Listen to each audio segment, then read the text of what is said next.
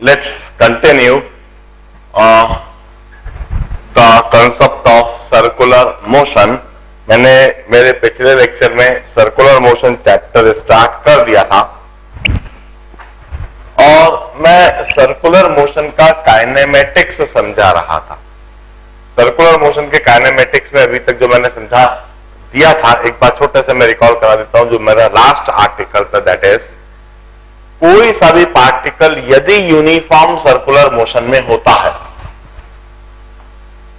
Then that particle is constantly accelerated in radially inward direction. If we have got a uniform circular motion of particle इस तरह से circular path में घूम रहा है और सर्कुलर पाथ में घूमते हुए इस पार्टिकल की एंगुलर वेलोसिटी ओमेगा है और पार्टिकल का रेडियस आर है.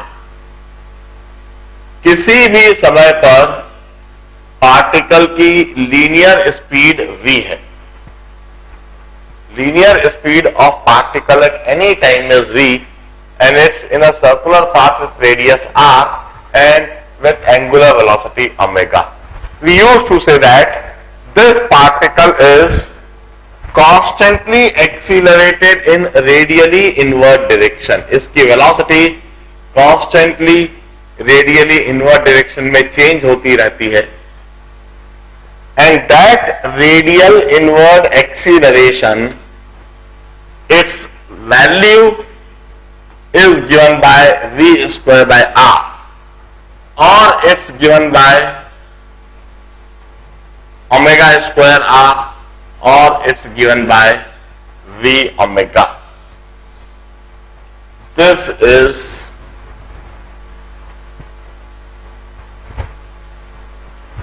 radial inward acceleration of any particle in uniform circular motion, and this radial inward acceleration is also termed as centripetal acceleration.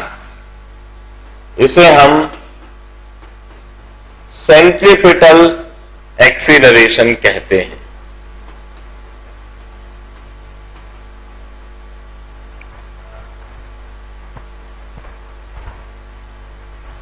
यह मेरा लास्ट आर्टिकल था. Uniform circular motion means particle is moving on a circular path with constant angular velocity omega, or particle is moving on a circular path with constant linear speed v. वह circular path में constant linear speed v से travel कर रहा है. और ऐसी मैंने situation बताई थी कि एक लंबे समय से घूमता हुआ पंखा, उसमें किसी भी पार्टिकल का यूनिफॉर्म सर्कुलर मोशन हो रहा होता है और उस किसी भी पार्टिकल का रेडियली इनवर्ड डायरेक्शन में एक्सीलरेशन हो रहा होता है और उसकी यह मैग्नीट्यूड है. अब my next article is non uniform circular motion.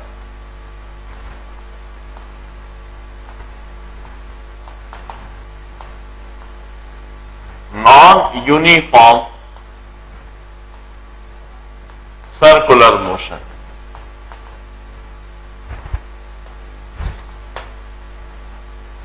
हम कहते हैं non uniform circular motion means एक पार्टिकल सर्कुलर पाथ में है और सर्कुलर पाथ में उसकी एंगुलर वेलोसिटी चेंज हो रही है. उसकी सर्कुलर पाथ में लीनियर स्पीड चेंज हो रही है, उसकी टेंजेंशियल वेलोसिटी चेंज हो रही है. अब हम कहते हैं at any instant if angular velocity is omega, at any instant if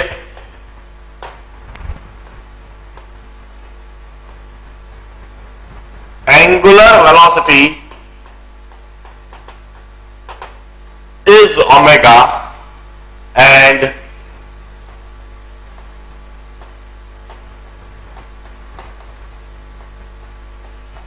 tangential velocity is v। Tangential velocity को हम लीनियर स्पीड भी कह सकते हैं। लीनियर स्पीड मतलब इस सर्कुलर पाथ के अलॉन्ग स्पीड, और ये किसी भी इंस्टेंट पर टेंजेंशियल डायरेक्शन में होती है।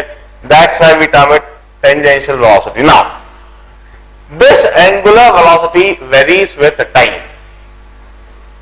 d omega by dt is alpha and this is angular acceleration। दो कंडीशन मैंने बताई थी, constant angular acceleration, variable angular acceleration. अब हम कहते हैं v is equal to omega r। I differentiate it with respect to time. dv by dt is d by dt of omega r। r remains constant, it's r into d omega by dt or r into alpha। dv by dt की जगह पर हम लिख सकते हैं this is tangential acceleration. dv by dt we denote it by at। this is tangential acceleration।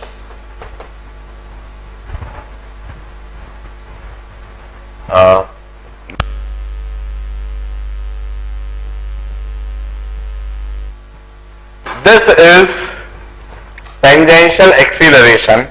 dv by dt की जगह मैं at लिख देता हूं। dv by dt की जगह at लिख देता हूं। This is always equal to alpha into r।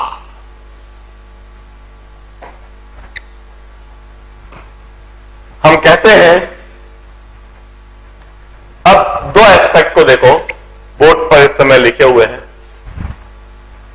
यदि यूनिफॉर्म सर्कुलर मोशन हो और यूनिफॉर्म सर्कुलर मोशन में किसी भी समय पर पार्टिकल ओमेगा एंगुलर वेलोसिटी से घूम रहा है और उसकी लीनियर स्पीड v है, रेडियस r है, तो उस पार्टिकल का कॉन्स्टेंटली रेडियली इनवर्ट डायरेक्शन में एक्सीलरेशन होता रहता है।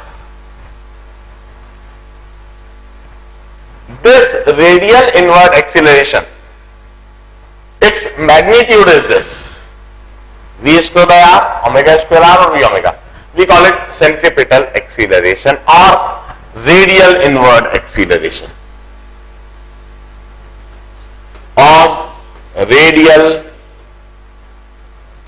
inward acceleration। अब मैं कहता हूं कि यह जो रेडियल इनवर्ड एक्सीलरेशन है सिर्फ यूनिफॉर्म सर्कुलर मोशन में ही नहीं, ये तो किसी भी तरह के सर्कुलर मोशन में होगा।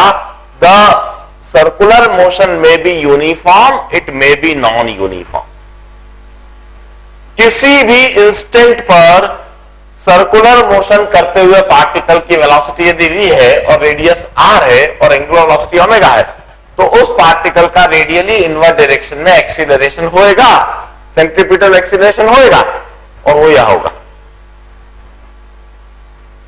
यह जो कंसेप्ट है यह यूनिफॉर्म सर्कुलर मोशन में भी लगेगा, नॉन यूनिफॉर्म सर्कुलर मोशन में भी लगेगा। मगर यह जो कंसेप्ट मैंने बताया है, this concept hold only for non uniform circular motion.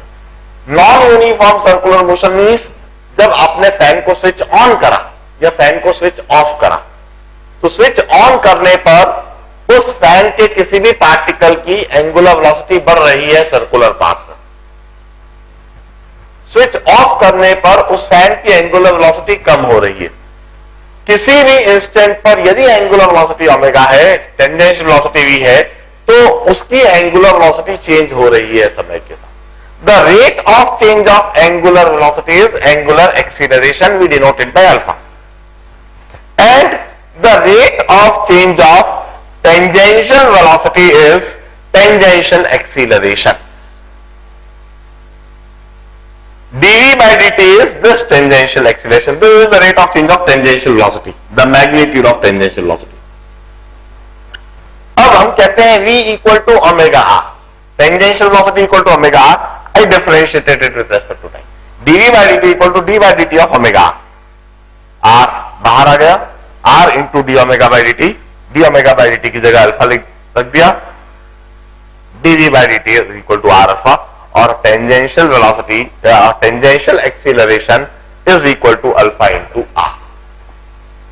अब कहने का मतलब यदि कोई particle non uniform circular motion में है तो उसका एक टेंजेंशियल एक्सीलरेशन कंपोनेंट भी होता है. पार्टिकल इस जगह पर है, इसका रेडियली इनवर्ट डायरेक्शन में भी एक एक्सीलरेशन है और टेंजेंशियल डायरेक्शन में भी एक एक्सीलरेशन है. इस पार्टिकल के एक्सीलरेशन के दो कंपोनेंट होते हैं. मैं इधर ड्रॉ करता हूं.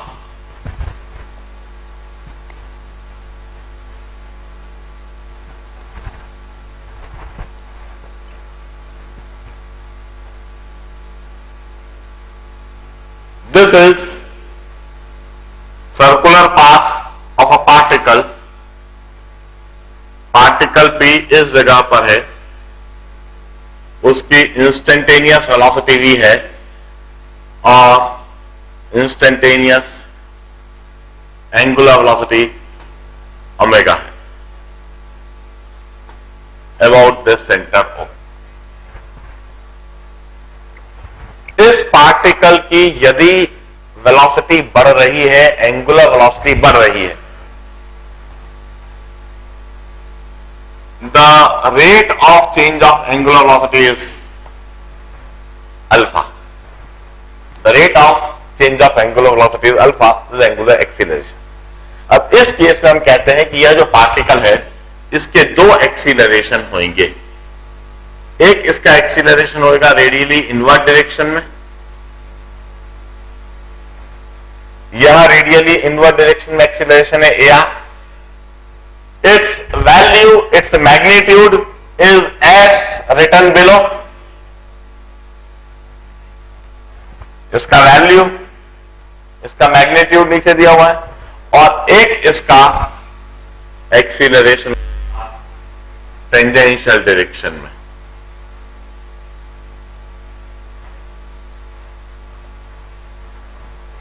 और इसका मैग्नीट्यूड इस जगह पर दिया हुआ है. The net acceleration of the particle is the vector sum of the two. इन दोनों का वेक्टर सम इस पार्टिकल का नेट एक्सीलरेशन होता है. यह पार्टिकल ओवरऑल इस डायरेक्शन में एक्सीलरेटेड है. This is the situation of non uniform circular motion. Non-uniform circular motion may I simply mean to say there are two components of acceleration. One component is along the radially inward direction and another component is tangential direction. दोनों की magnitude मैंने इस जगह पर लिखा है और net acceleration इस डायरेक्शन में होगा. अब ये सारी बातें जो सर्कुलर मोशन के लिए मैंने अभी समझाई है, इन्हीं को मैं एक दूसरे तरीके से भी ऑब्टेन करता हूं. यूनिट वेक्टर के अप्रोच से भी मैं इन्हीं कंसेप्ट को कंक्लूड दोबारा करता हूं. देखिए, और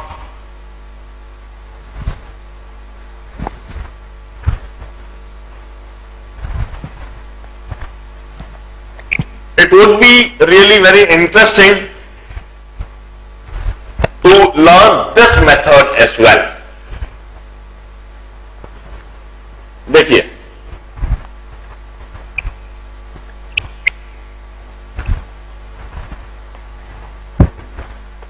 बड़े ध्यान से देखना अब इस मेथड को।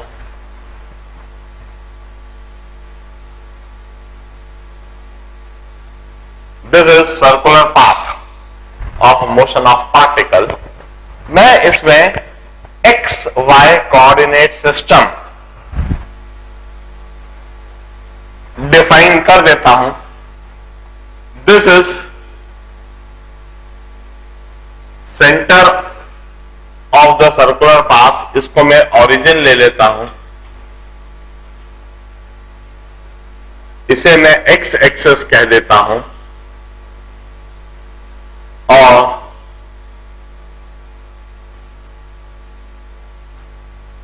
इसे मैं वाई एक्सेस बोल देता हूं। लेट अस से इनिशियली पार्टिकल इस पॉइंट पर था, यह रेडियस आर है,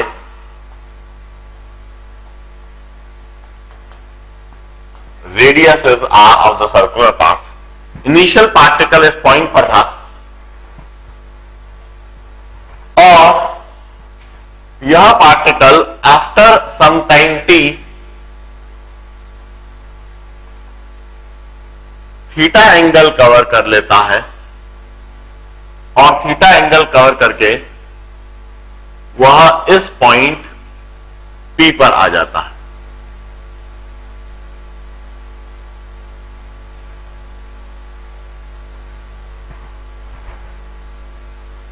Now this become the position vector. This is the new position vector of the particle.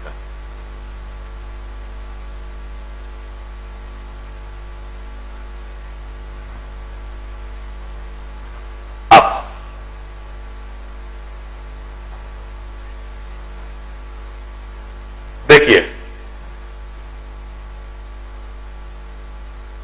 मैं अब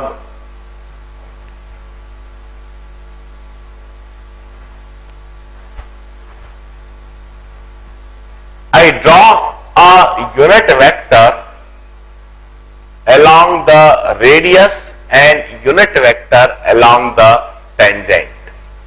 मैं एक रेडियस के अलोंग यूनिट वेक्टर ड्रॉ करता हूं और एक टेंजेंट के अलोंग यूनिट वेक्टर ड्रॉ करता हूं।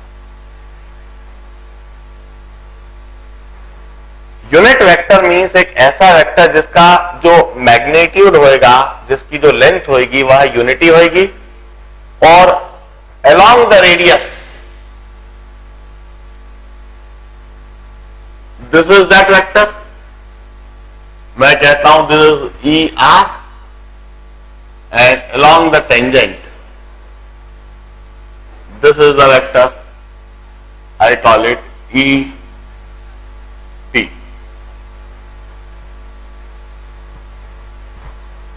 इधर मैं लिख देता हूं ई r is unit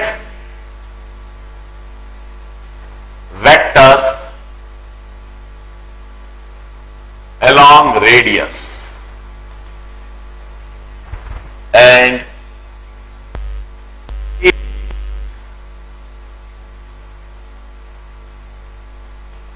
unit vector along tangent। इस पॉइंट पर मैंने टेंजेंट ड्रॉ करा, इसके अलोंग यूनिट वेक्टर, मतलब इसकी डायरेक्शन तो टेंजेंट के अलोंग है और इसका मैग्नीट्यूड, इसकी लेंथ 1 यूनिट है। रेडियल वेक्टर, इसका डायरेक्शन रेडियस के अलोंग है और इसका मैग्नीट्यूड, इसकी length, this is 1 unit. Now अब मैं इसके बाद लिखता हूं I cap and J cap. I cap and J cap. I cap is unit vector along x-axis. This is unit vector along x-axis and J cap is unit vector along y-axis. अब मैं क्या करता हूं, मैं radial vector को e are को I cap और जे cap के टर्म्स में लिखूंगा। यूनिट रेडियस वेक्टर को आई कैप और जे कैप के टर्म्स में लिखूंगा। इसी तरह से फिर टेंजेंशियल वेक्टर को भी मैं आई कैप और जे कैप के टर्म्स में लिखूंगा। देखिए जरा कैसे लिखूंगा, बड़े ध्यान से समझना। मैं इधर और इधर एक्स और वाई एक्सिस के अलॉन्ग पैरेलल एक एक्सिस ले रहा हूं। E R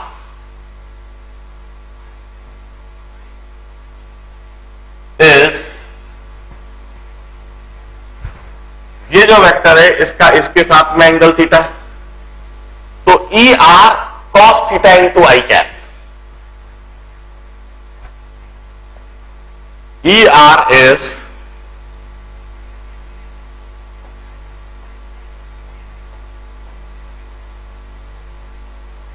mod of E R cos theta. इस ई आर का, ये जो ई आर वेक्टर है इसका यह जो कंपोनेंट होगा कॉस कंपोनेंट होगा,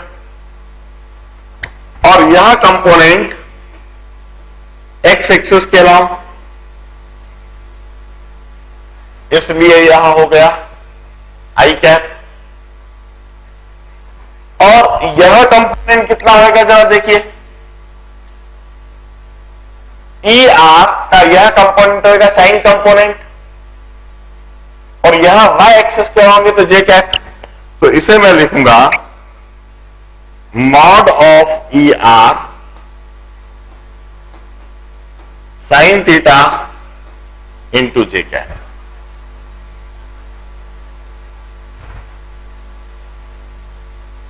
इस तरह से ई आर वेक्टर जो हुआ unit vector E R, mod of E r is 1 cos theta into I cap plus sine theta into J cap.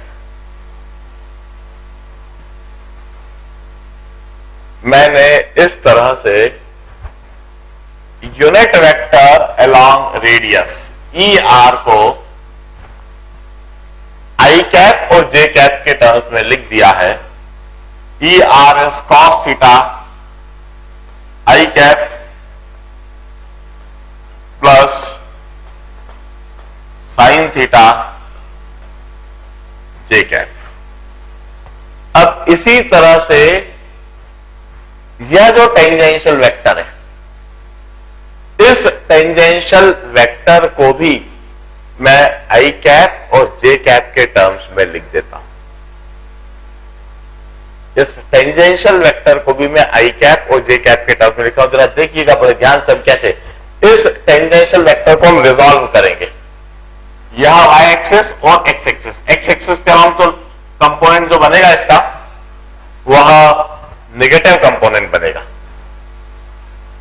यह एंगल थीटा है तो यह 90 माइनस थीटा, तो यह एंगल थीटा होगा, इसका वाई एक्सिस के साथ में थीटा एंगल बनेगा। और यह कंपोनेंट वाई एक्सिस के अलॉन्ग होगा और यह कंपोनेंट एक्स एक्सिस के अलॉन्ग होगा।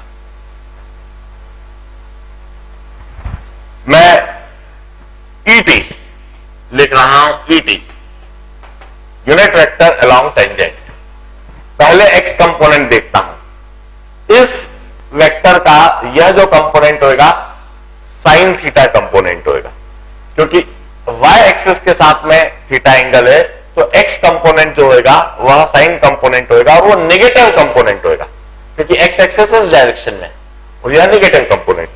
तो मैं कहता हूं mod of ET minus of sine theta into I cap plus, अब वाई एक्सिस के अलॉन्ग जो कंपोनेंट बना इसे देखिए, mod of ET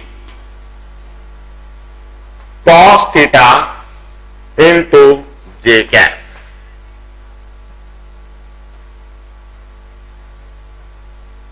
In this manner मैंने tangential component unit vector around tangent वह लिखा है।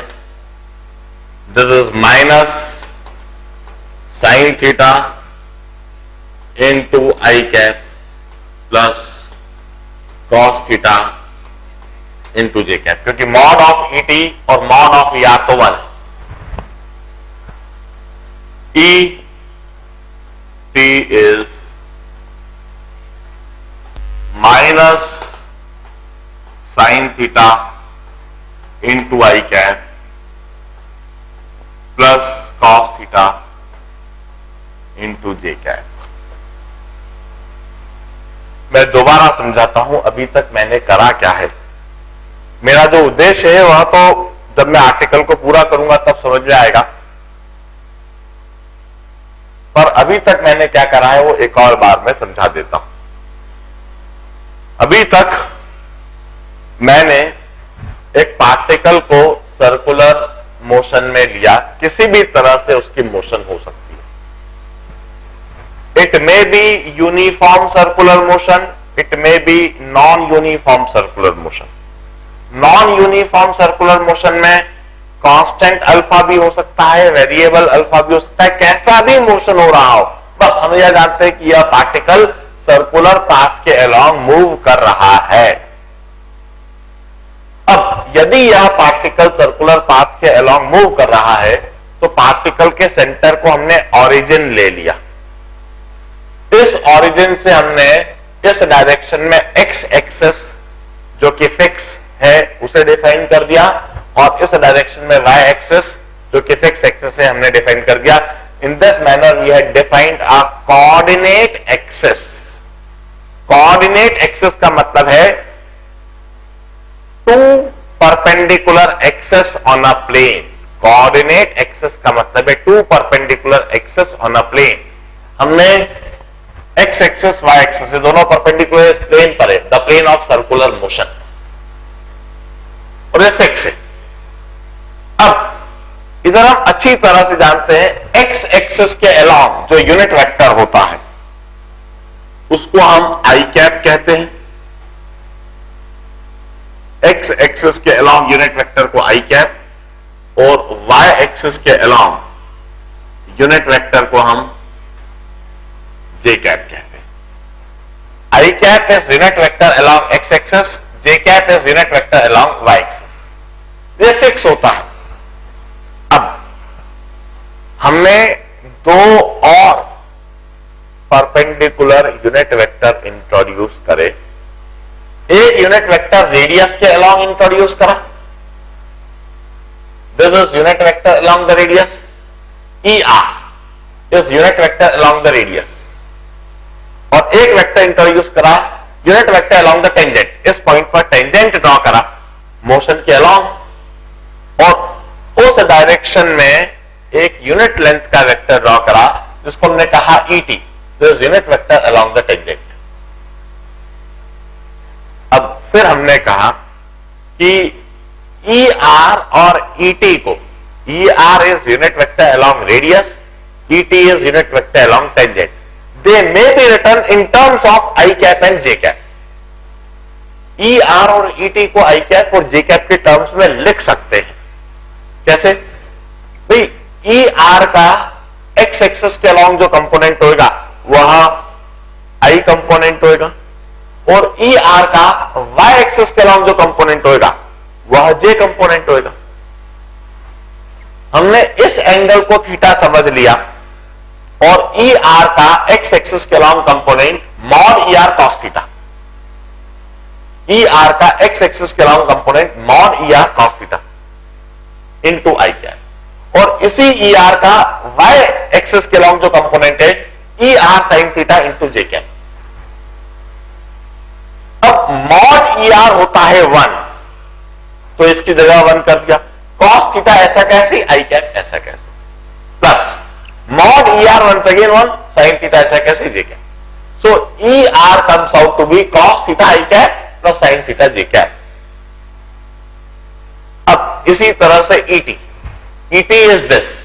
अब सबसे पहले एंगल समझना है ट्रिग्नोमेट्री से। यदि यह एंगल थीटा है तो यह एंगल 90 माइनस थीटा होगा, और यह एंगल थीटा होगा।